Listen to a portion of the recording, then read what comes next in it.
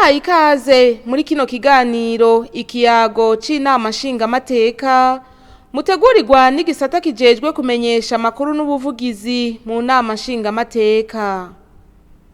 Muri iki gihe c'akaruhuko ka ntwarante 2026 abashingamateka bariko baragendera bene gihugu babasanga ku kivi babatera intege mu bikorwa byo kwiteza imbere, bongera bayaga nabo bakumviriza imyitwarariko n'ivyifuzo vyabo. Muri kino kiganiro turabagira ku muriri ku ngendo zakozwe n'abubahwa abashingamateka muri amwe mu mazone agize komine ya Muyinga. Turagaruka kandi ku rukino kivandimwe rw'umupira w'amaguru rwahuje umugwi uhurikiyemwo abashingamateka n'abakozi b'inama nshingamateka hamwe n'umugwi Alleluia FC. Hakaba ari mu ntumbero yo gukomeza ubumwe n'ubucuti hagati y'abashingamateka n'abenegihugu babatoye ngo babaserukire. Mu gihe Uburundi bwashize Imana imbere, indongozi z'igihugu zirafata iya mbere mu gutanga akarorero mu gusengera igihugu na bene co, na kare vyose biva ku Mana.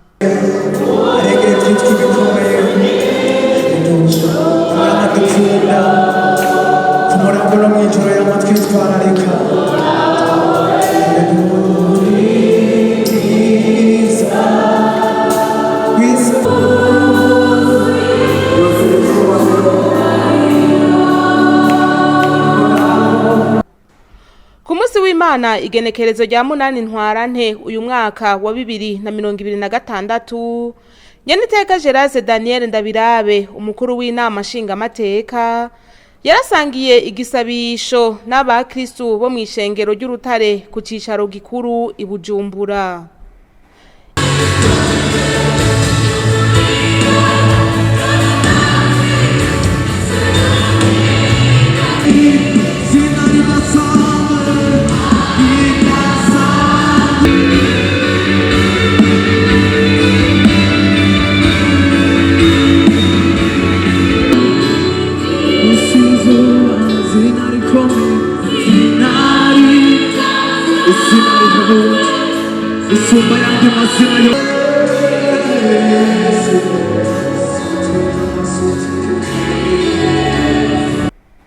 Imana iragukunda niryo jambo ry'urufatiro ry'uwo munsi, aho umukozi w'Imana Bavumiragiye Silver yashikirije ubutumwa yisunze ivyanditswe dusanga mu gitabo ca Yohana 3, Yohana 15 na Yesaya 49, aho hose herekana urukundo rw'Imana ku bantu. Mu ndamukanyo yashikirije abakristo, Nyeniteka Gerase Daniel Ndabirabe, umukuru w'inama nshingamateka, nawe nyene yaragarutse ku rukundo ruhebuje Imana ikunda abantu uravye ivyo yamidukorera igihe cyose. Ati nibitangaza. Bakristo mwese muri hano, kuba muri hano, twese turi hano no kubera urukundo rw'Imana. Ntacyo twatanze uno munsi, ntacyo twasoroye, ntawo wakoreye ibinini kugira ngo ushobore muri kano kanya kuguhumeka impemu z'Imana, impemu z'Uhoraho. Uretse ubuntu bwayo nihabwa icubahiro.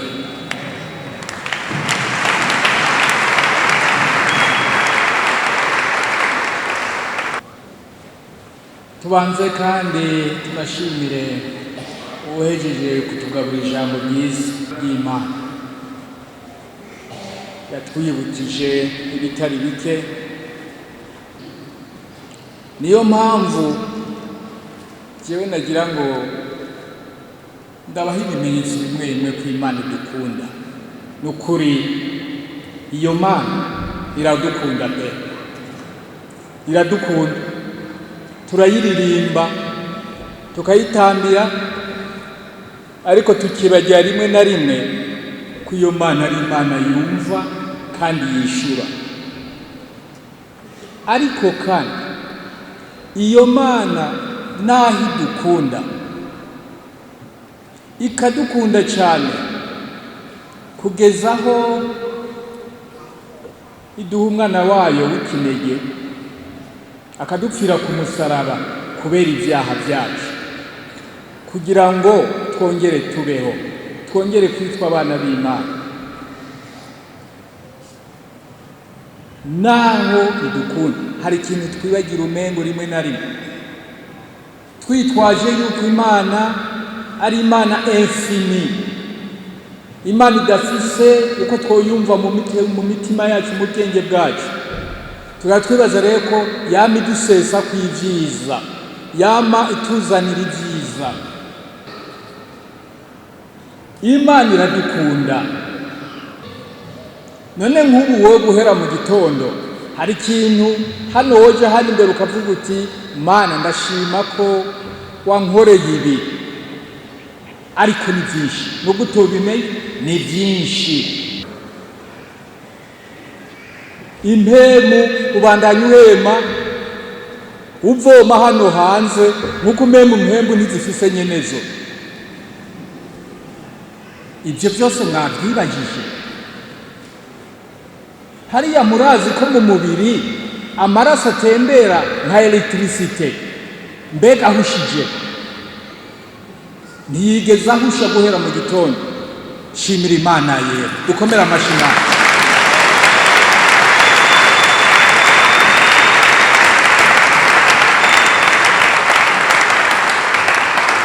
Iki ni igitangaza, iki ni igitangaza, iki ni igitangaza. Honyene uravye ko umuntu ariko agenda ukuguru kumwe imbere inyuma, agenda atambuka ntahenuke, canke ntugonga uwundi. Ibi byose we ntaco komanda, nta bwenge ushiramwo, ariko ya Mana ibandanye itugirira neza.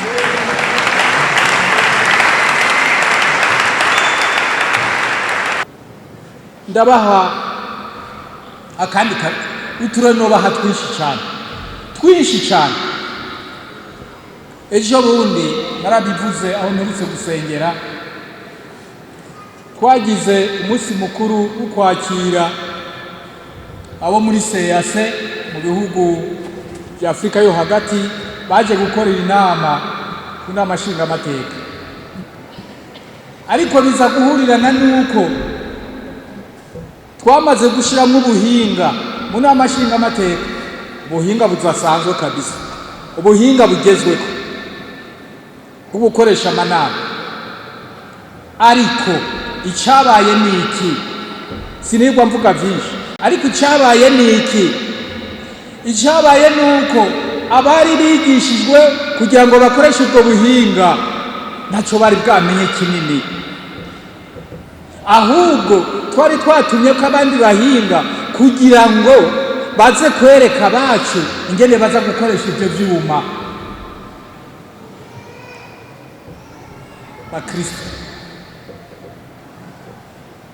twovuga yuko habaye igitangaza. Ubwa mbere abo bahinga batoza kuva muri za Kenya, umunsi n'amategeko kuba ikibuga cy'indege kiba kirafunze ca Nairobi.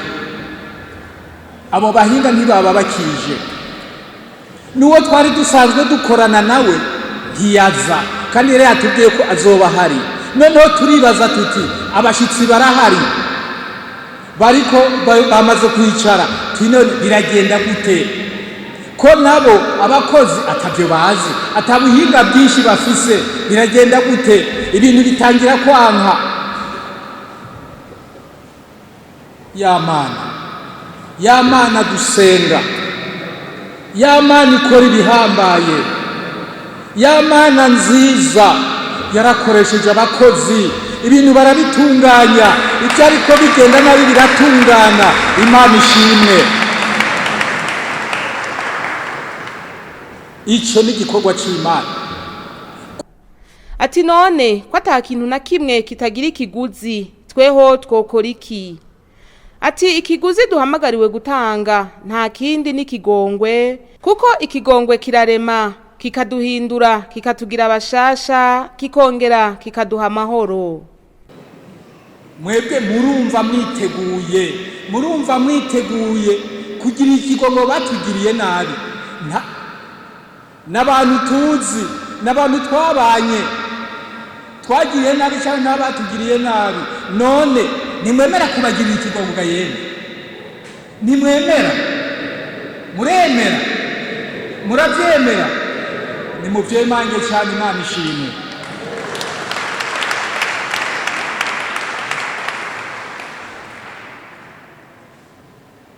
Nyakubahwa mwigisha, mwatwigishije mu gitondo, mwumvise ko igikorwa kiracyari kirekire. Niyo mpamvu navuze nti mwebwe muratubwiye mu majambo inyigisho tukazumva, ariko kubishyira mu ngiro bikagorana.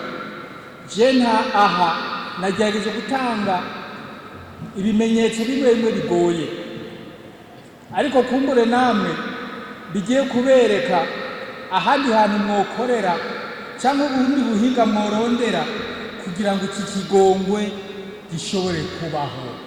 Nk'uko Imana yatugiriye ikigongwe, natwe iki kigongwe tugiha abandi. Mugabo icyo tuzi neza nuko ikigongwe kirarema kikakigira abashasha. Imana ihezagirwe, murakoze.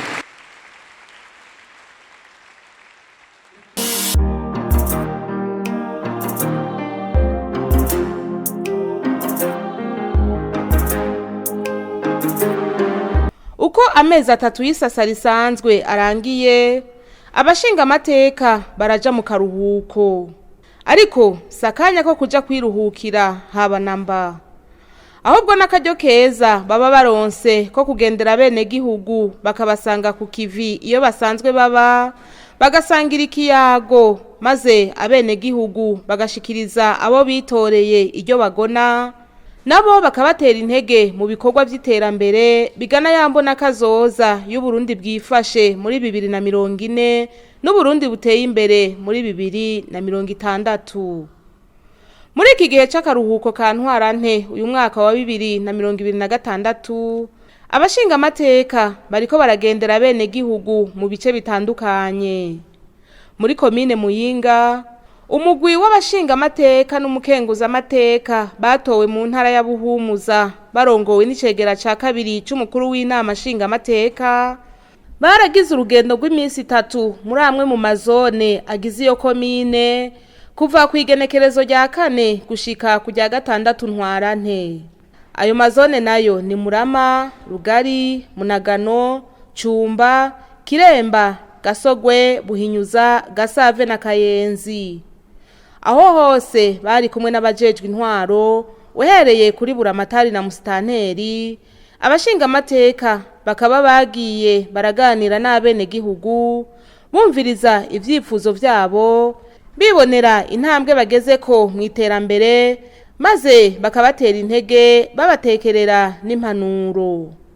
Abashinga amateka rero bakaba barashimye ukunge na bene gihugu bari ku kivi mu kugwiza umwimbu cyane cyane w'igitegwa civoka ya ruhere, aho mbere musitanteri wa komine Muyinga amenyesha ko amakori n'amatagisi yinjira avuye ku rudandazwa ndengambibe rw'ico camwa ubu agera ku miliyoni 100 z'amafaranga y'amarundi ku kwezi. Muri rusangi rero ibibazo abene gihugu bagiye barashikiriza bihagaza hanini ku bukene bw'amazi meza n'umuyaga nkuba, ikena ry'umwavu, guharika, ikena ry'abigisha ku mashuri amwamwe, kunywa inzoga zikaze cyane, ubukene bw'imiti hamwe n'amabarabara bisaba ko asanurwa. Twebwe abo muri zone Imurama mu by'ukuri amazi naha mubona nirabura guti n'amazi mabi navutsenwa. Ba mama bari inzobe kabisa, amazi twatangiye kuyanwa kuva kera arimo ibinyamugera. Ubu rero nk'ubu imvura igwa tuvoma mu migende, ibizi vyamaze gusenyerana mu misozi, ova nta kayobe wozogira nawe uravyumva.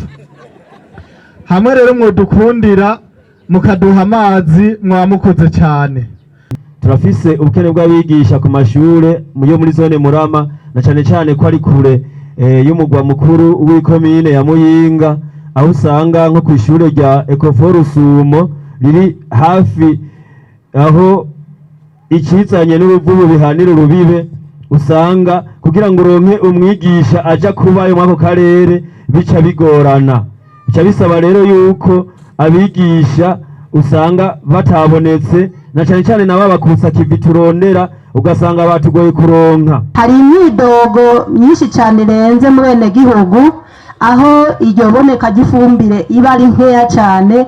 Mbere n'igitangaje tukaba tubona ko umwene gihugu yitanga akarihishwa amafaranga y'ifumbire imbere, mugabo akitegurira gutera, hagera mu itera ifumbire akayibura, niyije ari nkeya cyane y'intica ntikize igashika umwene gihugu yacerewe gutera.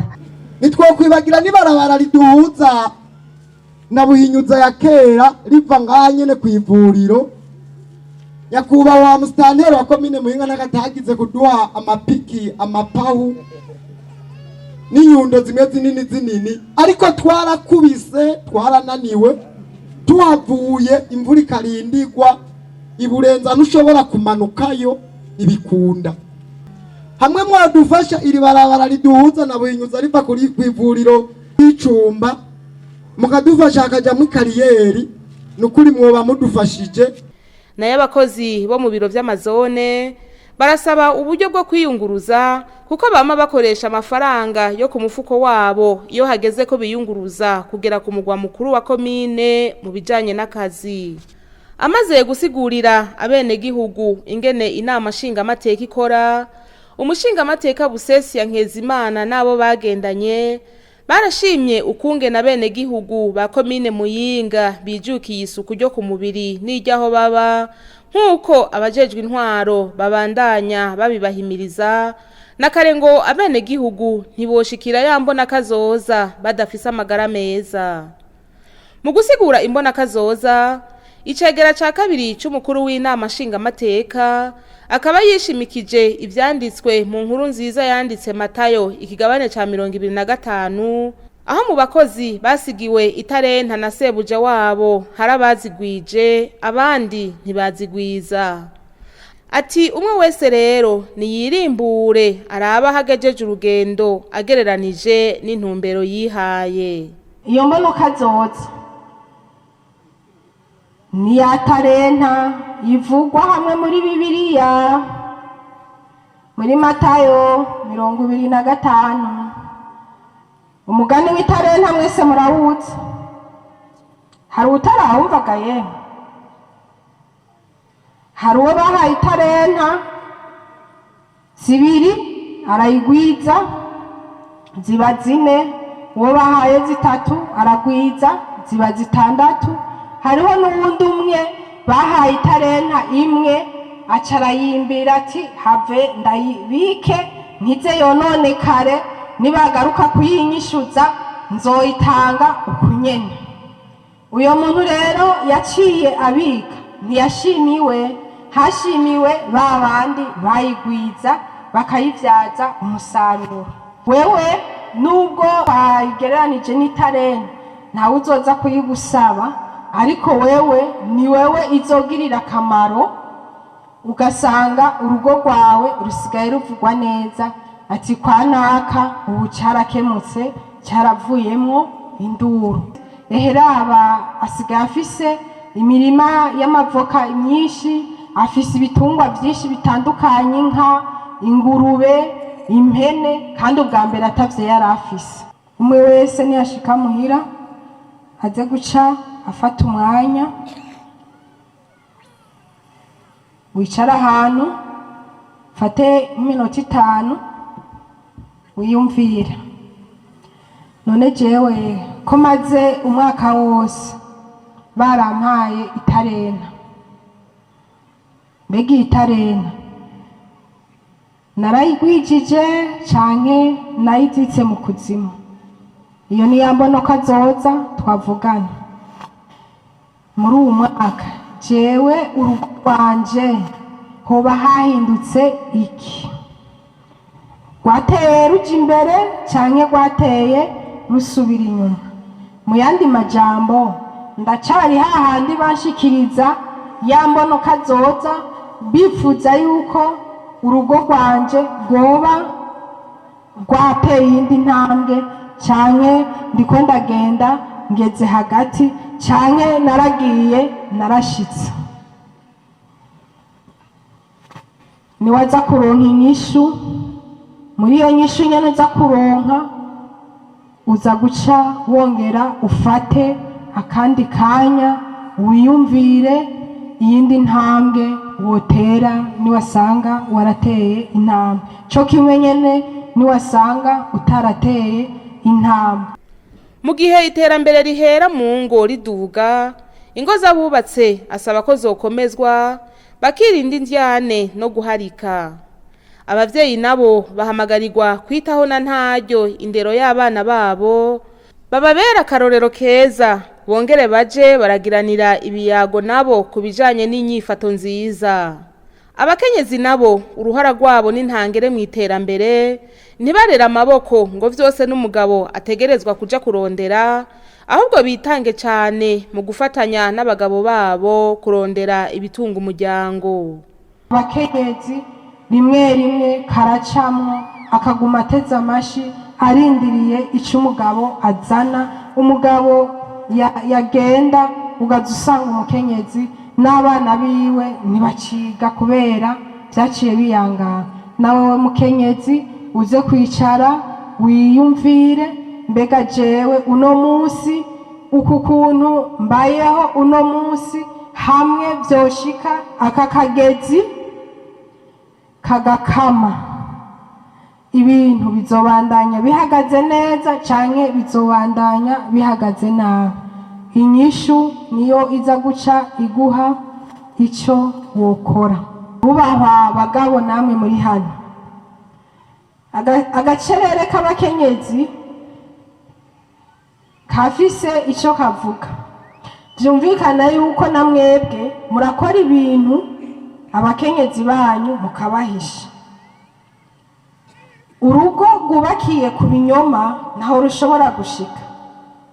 Ni hahandi ejo bishitse ukagwara uzubona urugo rwawe rwasubiye inyuma. Waja kubwira umukenyezi wawe ati kurikirana birya nahora nkora, kubera utabimweretse hakiri kare ngo ubimwigishe abimenye neza, abone iyo bizanana n'ingorane uhura nazo, agaca asanga yavyononye urugo rwasubiye inyuma. Nimwubake rero urugo, mugubakire hamwe, muje inama n'ingingo, muvugane ku kintu cose coteza imbere urugo, mwicare muvuge muti urugo rwacu uyu mwaka dukeneye yuko tuzoba dufise ibi. Ivyo nimwamara kuba mwavyitondeye ngene urugo rwanyu ruzoba rumeze mu mwaka umwe, muca mwiga n'uburyo aho muzobukura. Ku kijanye naho no kwemera ibintazi, icegera ca kabiri c'umukuru w'inama nshingamateka yaribukije abenegihugu ko mu Burundi Imana twayihaye ikibanza ca mbere, bareke rero guta umwanya biruka inyuma y'abapfumu babateranya n'ababanyi bakabateranya n'umuryango, bakongera bakabarya amafaranga yabo yonababereye nk'umutahe mu bikorwa vy'iterambere kugira bikenure. Muri zone Gasogwe, umushingamateka Busesi Nkezimana nabo bagendanye bakaba barishikiye ku mutumba wa Bihogo, ahari ikimanga kirekire cyane kibangamiye inzu n'imirima bihegereye. Ibibazo abenegihugu bashikirije, abashingamateka bakaba baremeye kubishikana imbere.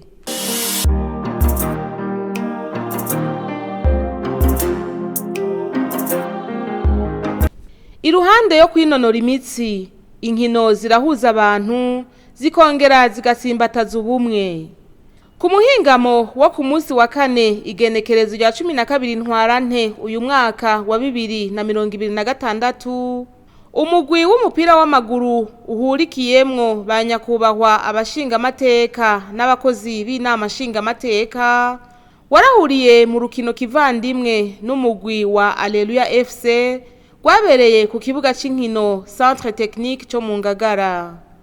abashinga amateka barongowe n'umwubahwa Busesiya Nkezimana icegera ca kabiri c'umukuru w'inama nshinga amateka, abakozi b'inama nshinga amateka eka n'abene gihugu baba mu micungararo y'ico kibuga bakaba bari bishikiye kurorera uwo mupira. Kurikirana ibice bikuru bikuru vyaranze urwo rukino.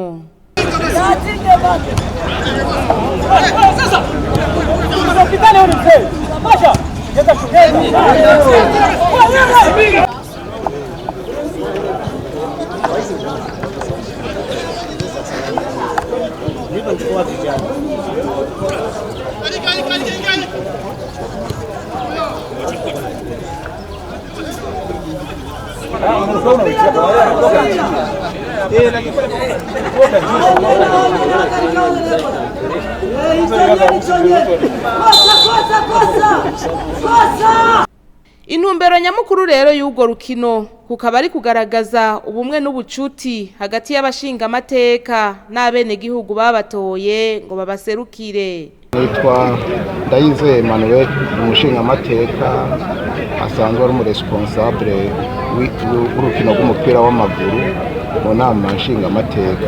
Ko turabatowe n'abene gihugu, aba nabo n'abene gihugu badutoye, twashatse gushiraho ubumwe hagati y'abatowe n'abene gihugu, babone yuko nubwo turabashinga amateka tutabibagiye, tugenda tugakina umupira w'amaguru tukagwiza urukundo, tukagwiza ubucuti.